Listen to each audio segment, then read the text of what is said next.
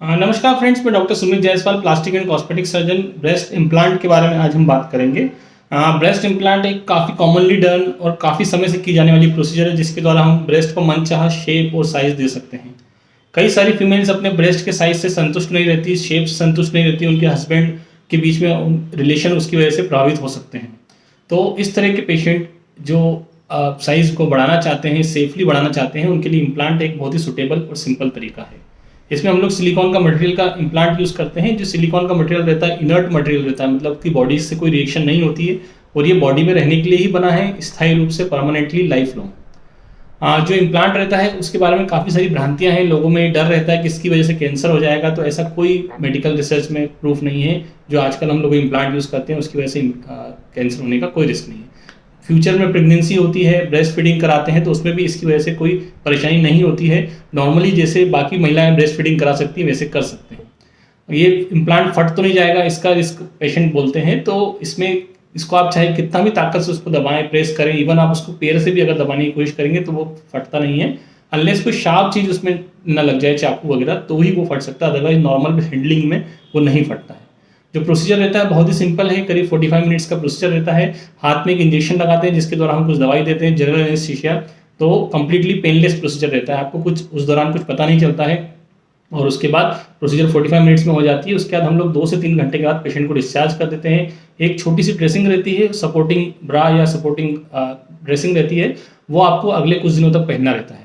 बाकी आप अगले दिन से लगभग सारी एक्टिविटीज़ कर सकते हैं। कोई आपको बहुत लंबे समय तक उसके लिए आफ्टर केयर या मेडिकल मैनेजमेंट की ज़रूरत नहीं रहती है। जो दवाइयाँ रहती है अगले 7 दिन तक लेना रहती है। आपको एहतियात ये ध्यान रखना रहता है कि आपको उसकी 2 बार कम से कम ड्रेसिंग कराना रहती है अगले 5 दिन में।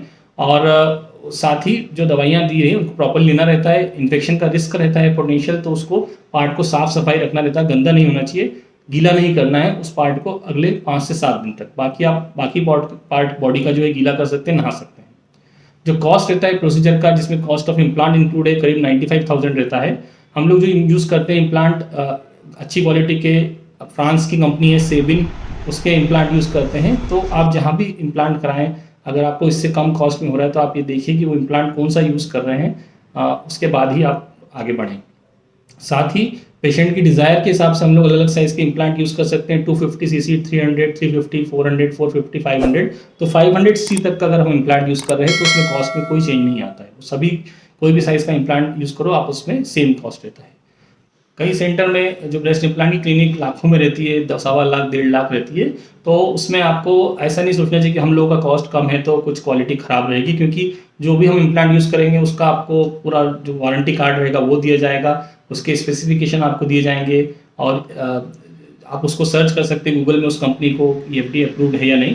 तो आपको इस तरह का कोई रिस्क नहीं है कि यदि हम लोग का कॉस्ट कम है, 95,000 प्लस मेडिसिन में अगर हम कर रहे हैं तो कोई सब ऑप्टिमल या कमज़ोर क्वालिटी का इम्प्लांट डालेंगे।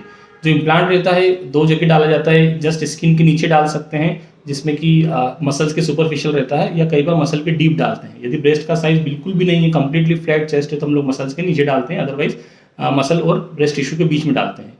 कई लोगों को भ्रांति रहती है कि यदि हमको फ्यूचर में मेमोग्राफी कराना है या MRI कराना है चेस्ट का, तो उसकी वजह से इसमें कोई दिक्कत होगी या एयरपोर्ट पे स्किन में इसकी वजह से कोई प्रॉब्लम आएगी। तो ऐसा कुछ नहीं होता। आप जो भी इन्वेस्टिगेशन जैसे किसी और महिला में की जाती है वो सब कुछ इसमें पॉसिबल है इम्प्लांट डालने के बाद भी। जो इम्प्लांट हम लोग प्रोसीजर कर रहे हैं पिछले 12 साल से कर रहे हैं, सफलतापूर्वक कर रहे हैं। हर महीने हम लोग काफ़ी सारी केसेस इस तरह से कर रहे हैं। तो जस्ट इम्प्लांट प्रोसीजर करना सफिशिएंट नहीं रहता है। एक प्रॉपर शेप, प्रॉपर क्लीवेज और एक आकर्षक लुक देना ज़रूरी रहता है। कई बार अनइक्वल साइज़ का ब्रेस्ट रहता है तो उसके हिसाब से हम लोग सर्जरी में एडजस्टमेंट करते हैं। कई लोगों में बहुत ज़्यादा लूज स्किन रहता है तो उन केसेस में कई बार ब्रेस्ट लिफ्ट प्रोसीजर के साथ भी इम्प्लांट किया जाता है। तो पेशेंट का बॉडी का हैबिटस किस तरह से है, उसकी डिज़ायर क्या है और अभी क्या ब्रेस्ट का साइज़ है, उसके हिसाब से हम लोग डिसाइड करते हैं कि अल्टीमेटली उसे क्या करना उचित रहेगा। कई पेशेंट्स हमारे पास आते हैं जो बोलते हैं कि हम लोग कोई सर्जरी करेंगे तो कोई निशान तो नहीं हो जाएगा। तो जो इम्प्लांट प्रोसीजर किया जाता है उसमें करीब 3 to 4 सेंटीमीटर का छोटा सा इंसियन लगता है, जो कि ब्रेस्ट नीचे जो फोल्ड रहता है डायरेक्टली उसमें रहता है। तो एक्सटर्नली सामने से देखने पर कुछ विजिबल नहीं होता है। यदि हम ब्रेस्ट को ऊपर करते हैं तो हल्की सी लाइन दिखती है, वो भी इनिशियली 2 से 3 महीने में ज़्यादा दिखती है, ग्रेजुअली अगले कुछ महीनों हफ्तों में वो काफ़ी कम होती है, निग्लिजिबल हो जाती है। उसके लिए एंटी स्कार ऑइंटमेंट की अगर ज़रूरत होती है तो हम लोग एडवाइस करते हैं। तो अगर किसी ने अनमेरिड फीमेल ने कराया है तो हो सकता है कि फ्यूचर में कुछ साल में बाद अगर उसकी शादी होगी तो उसमें कोई बता भी नहीं पाता है कि इसमें इम्प्लांट करा गया है।